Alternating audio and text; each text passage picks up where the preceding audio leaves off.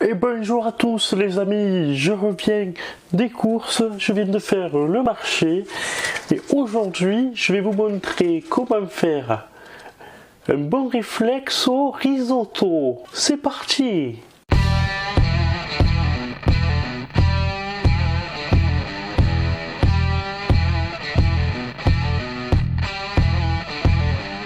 Alors tout d'abord, 1000 excuses pour cette très mauvaise imitation de Maïté. Bonjour à tous, vous aimez bien dans un nouvel épisode d'Autofocus. Alors aujourd'hui, je viens simplement compléter mon épisode sur l'achat d'occasion. Puisque je vous le disais dans l'épisode, d'ailleurs si vous l'avez pas vu, voilà, vous pouvez aller le voir, je remettrai le lien dans la description. Si vous vous souvenez bien, je vous disais dans cet épisode que éventuellement j'étais prêt à faire un seul achat sur internet, c'était d'acheter un réflexe argentique, un petit appareil argentique ou autre, parce que j'estime qu'il y a un peu moins de risques. Sauf que ben voilà, j'ai fait cet achat et il s'est pas hyper bien passé.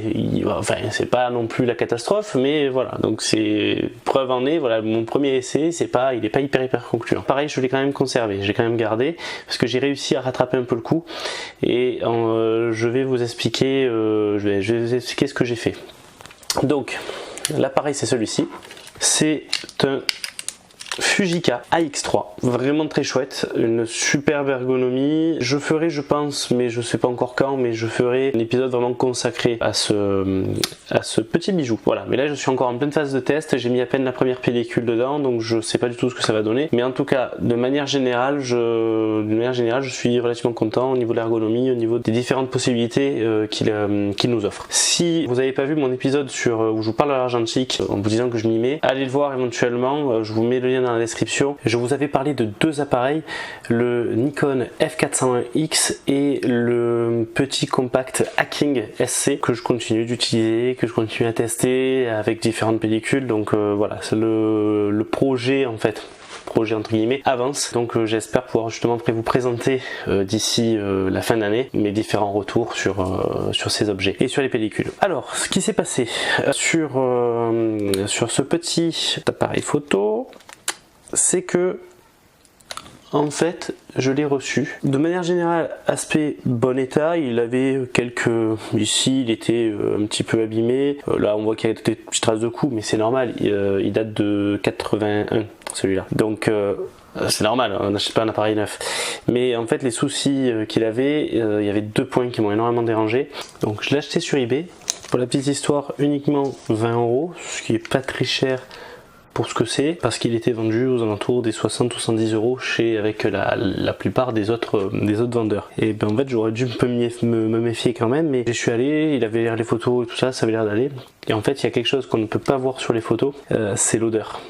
Quand je l'ai déballé, il y avait très forte odeur d'humidité, vraiment hyper désagréable. On sentait, voilà, c'était horrible. Même pas besoin de le mettre au nez en fait, hein. C'était vraiment horrible. Donc ça c'était le premier point vraiment dérangeant. L'autre point vraiment dérangeant, c'est que, je suis désolé pour le bruit, en fait je l'ai carrément condamné. Bon apparemment a priori ça sert à rien, mais dans le doute.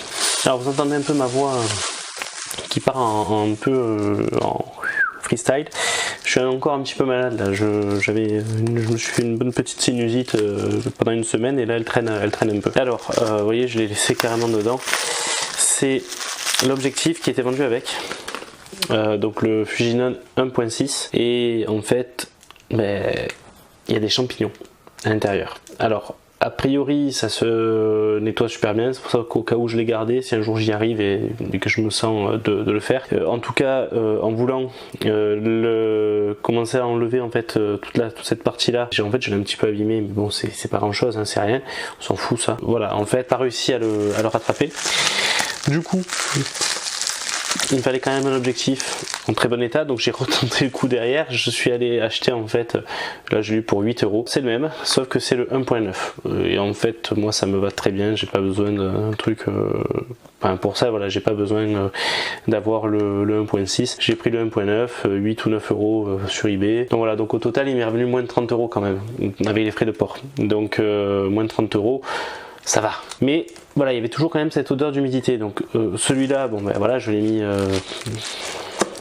entre guillemets un peu à la poubelle, mais enfin j'ai mis un peu aux oubliettes, mais il y avait toujours quand même cette forte odeur d'humidité.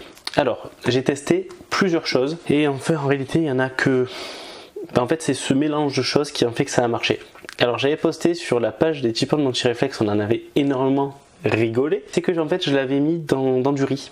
Et voilà, d'où le petit risotto de l'intro. Voilà, puisque je l'avais plongé dans du riz, je l'ai laissé 48 heures dans un premier temps. J'ai changé le bac, j'ai remis du riz propre parce que ça sentait toujours. Le riz s'était vraiment imbibé, avait vraiment absorbé une bonne partie de l'humidité. Je l'ai remis, je l'ai laissé là carrément 5 jours.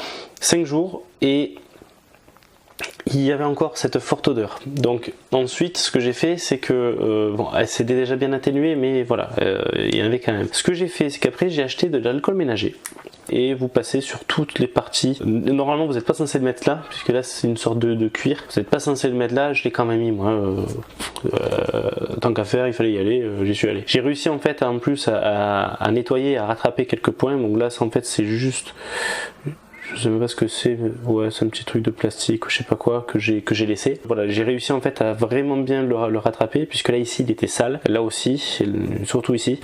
Donc avec l'alcool ménager, cette partie là est partie.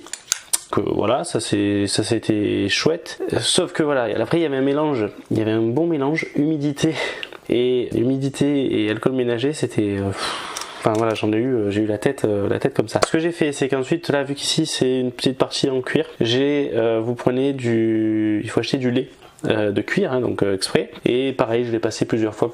Donc en gros, le nettoyage m'a pris un petit peu, on va dire 5 minutes tous les jours, quasiment tous les jours. Et j'ai mis en fait plus d'1 mois à me débarrasser de la majorité de l'humidité. Et on va dire qu'avec ça, j'ai réussi à enlever 80% de l'odeur. Et en fait, ce qui l'a carrément liquidé, c'est quelque chose que vous ne trouverez qu'en Provence. Par contre, ça je suis désolé, il va falloir venir ici, il va falloir venir dans ma région pour vous procurer un petit produit régional. C'est tout simplement des petits ballotins de lavande.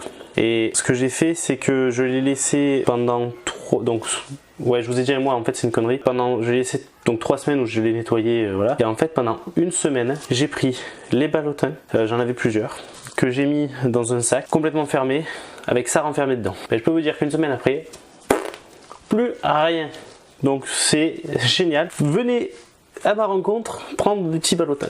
Voilà. Et au moins ça m'a permis de vraiment tout enlever. Donc voilà, c'était le petit conseil, la petite astuce pour nettoyer un appareil photo qui aurait pris l'humidité. Malheureusement pas trouvé la solution pour enlever les champes. A priori, logiquement c'est pas censé se propager aux autres objectifs, mais je l'ai quand même mis dans un coin à part, je le laisse dans un sac complètement enfermé, pas du tout à la portée des autres objectifs. Donc voilà, c'est peut-être con, ça sert peut-être à rien, mais en tout cas moi ça a le don de me rassurer, hein, voilà. Donc c'était juste pour le petit moment retour en fait sur l'achat d'occasion et donc l'achat sur internet, puisque malgré de prime abord une mauvaise expérience, j'ai quand même pu m'offrir ce petit Fujica X3. J'ai hâte en fait de finir la péloche et d'aller mener la pellicule au labo, parce que ouais, j'ai vraiment hâte de voir ce que ça peut donner. Voilà, bon bah écoutez, je vous souhaite à tous de passer une excellente journée. J'espère que ce petit tuto, ce petit conseil vous servira. Juste une petite précision, je ne m'amuserai pas du tout à faire ça sur un numérique. L'alcool ménager, voilà, tout ça. Franchement, je m'amuserai pas du tout à ça. Après, vous faites ce que vous voulez. Moi, ça a plutôt bien fonctionné. Cette méthode a bien fonctionné. Il y a plein de tutos sur internet aussi où certaines personnes disent il faut le laisser à l'air libre, machin, etc. Je me voyais mal le laisser plusieurs jours dehors avec l'humidité de l'air. J'espère que ça vous aura servi, que vous aurez aimé cette vidéo. Si vous l'avez aimé, un petit pouce, c'est toujours sympa. Si vous n'êtes pas encore abonné, abonnez-vous. Et si vous n'êtes toujours pas aussi également abonné à ma page Facebook, je vous en prie, allez-y. Pour y aller, c'est très simple. Vous avez le chemin qui est là. Voilà. Sur ce, n'oubliez pas que vous ayez un réflexe, un bridge ou même un compact, le plus important, shootez. Allez, ciao tout le monde.